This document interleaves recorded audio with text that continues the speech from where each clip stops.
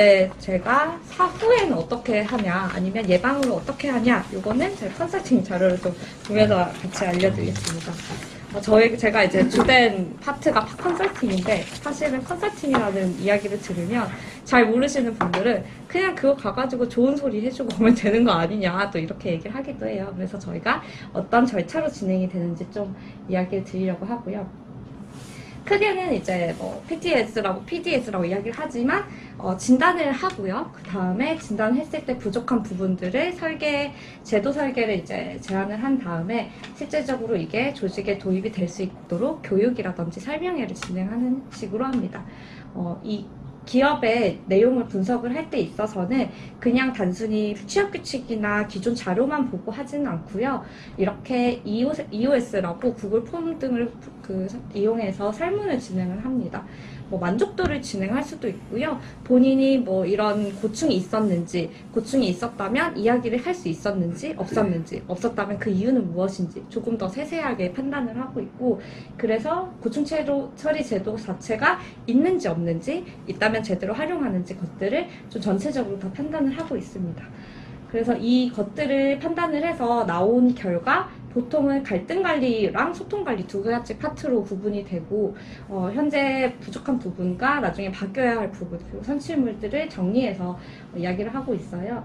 그래서 갈등관리 같은 경우는 이제 뭐 고충처리 같은 부분 다 아시잖아요. 보통 노사협의회 안에 고충처리위원회를 가지고 활용을 하는데, 그거는 30인 이상 사업장에만 적용이 되는 부분들이 있어요. 근데 사실 직장 내 괴롭힘을 안에서 기업 스스로 해결하지 못하는 규모는 30인 미만의 기업이 더 많거든요. 그런 경우에는 이제 어떤 식으로 제도를 운영을 해야 될지 좀 간략하게 저희가 제안을 하고 있습니다. 일단은 제도적인 부분을 조금 더 명확화하는 방법이 있겠죠. 규정에 단순히 뭐 직장 내 괴롭힘 성희롱 하지 말아라, 우리가 매뉴얼에 나온 표준 취업 규칙 그 규정만 넣지 않고요. 징계 규정 안에 어느 정도 수준이면 어디까지 해야 할 건지 조금 더 명확하게 징계 양정에 대한 수준을 기재를 하고, 이 부분에 대해서 우리는 정말 중하게 징계를 할 거다라고 기재를 해놓으신다면, 만약에 사건이 발생했을 때 어느 정도로 해야 되는지 기준을 못 잡겠다, 그 부분까지 좀 해결이 되는 부분이 있고요. 그리고 이제 단순히 이제 하지 말아라 하는 것도 좀 이제 안 먹히더라고요. 그래서 가이드를 직접 주기도 하고, CEO가 이제 행동 강령식으로 내부 선포를 하게 합니다. 실제로 보면 외국 사례에서 가장 많이 얘기가 나오는 게 CEO의 이걸 했는지 안 했는지, 뭐 행동 강령에 대한 윤리 강령들이 잘 지켜져 있는지, 그리고 전체를 아우르는 규범이 있는지 없는지 이거를 판단을 하거든요. 그래서 저희가 이 부분을 이제 소규모 기업에답게, 요즘에 스타트업은 이런 거 벽에 안 붙여놓고 막 프로그램이 있으면 팝업에 뜨게 하더라고요. 그래서 그 안에 넣는 내용을 저희가 가이드 해드리는 방식입니다. 그리고 이제 소원 수리함인데, 예전에는 막 건의함 이러면서 저희가 조그만 박스 두고 이랬잖아요. 근데 소규모라고 하면 저희만 해도 이 정도 인원이 여기서 누가 넣는지 다 보이지 않습니까? 그래서 저희는 그냥 소원 수리함을 의견 청취함이라고 해서 두 가지를 이용할 수 있도록 만듭니다. 고충도 있고요, 제안도 있습니다. 그래서 혁신 문화들이 좀 활발한 스타트업 같은 경우에는 업무에 창의적인 아이디어가 있거나 조직의 아이디어가 있는 경우, 뭐 예를 들면 복리후생에 대한 아이디어도 여기 넣어라 해가지고, 다른 곳에서는 이제 여기다 탕비실에 커피 종류를 카누에서 다른 걸로 바꿔주세요, 이런 것까지 이제 쉽게 넣을 수 있도록 했고요. 그러다 보니 이 사람이 제안을 넣는지 고충을 넣는지 알 수 없게 해서 고충을 제거하는데 조금 더 가볍게 할 수 있도록 했습니다. 근데 사실 인사관리자 입장에서는 이게 좀 부담스러울 수도 있어요. 고충을 받아들이는 것들이 이제 워낙 많기 때문에 항상 여쭤보는 게, 어디까지를 고충으로 보고 어디까지 대응을 해야 하나요? 라는 걸 많이 물어보거든요.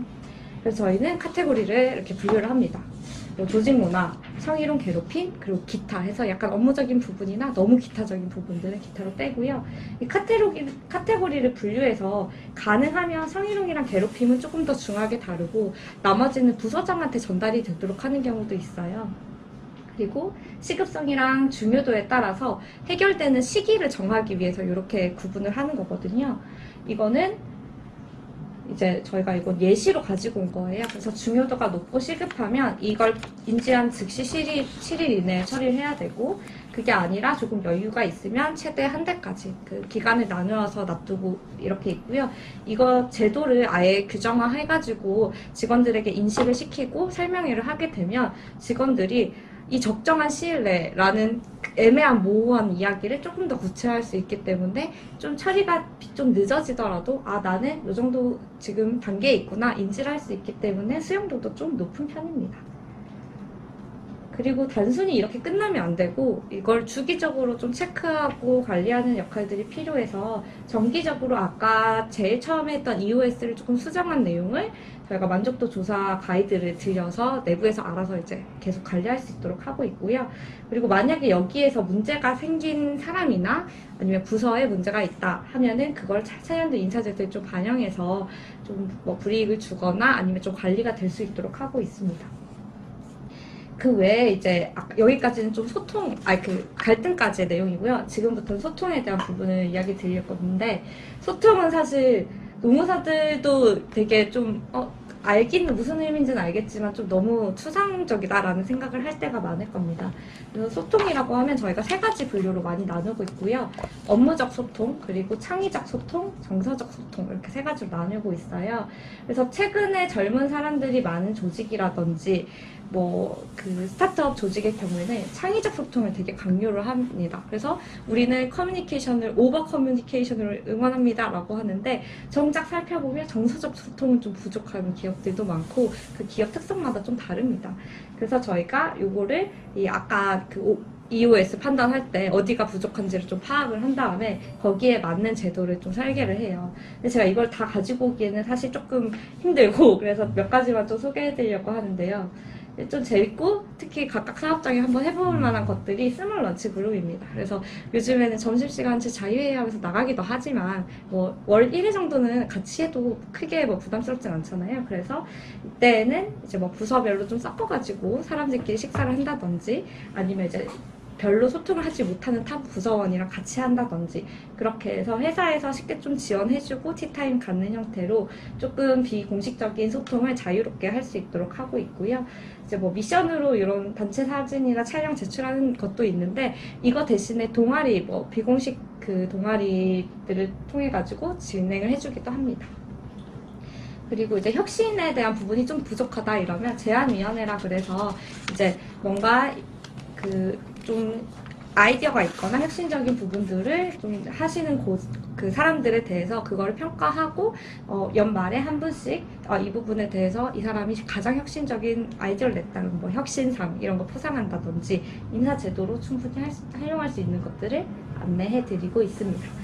그래서 이렇게 저희가 전반적으로 하고요. 마지막에는 이 제도들을 다 설계를 하고 직장 내 성희롱 괴롭힘 예방 교육을 한 다음에 우리가 이런 제도를 만들어놨으니 적극적으로 활용해라까지 하고 있습니다. 그래서 저희가 컨설팅은 이렇게 진행한다고 생각하시면 될 것 같아요. 제가 일단은 설명을 한다고 전반적인 시간이 많이 끝나긴 했는데 사실 같이 이야기를 나눠보고 싶었던 부분은 업무상 적정 범위를 어떻게 판단할 것인가 였거든요. 시간이 좀 부족하니까 이건 식사하시면서 천천히 이야기 나눠보면 좋을 것 같습니다. 여기까지 하겠습니다.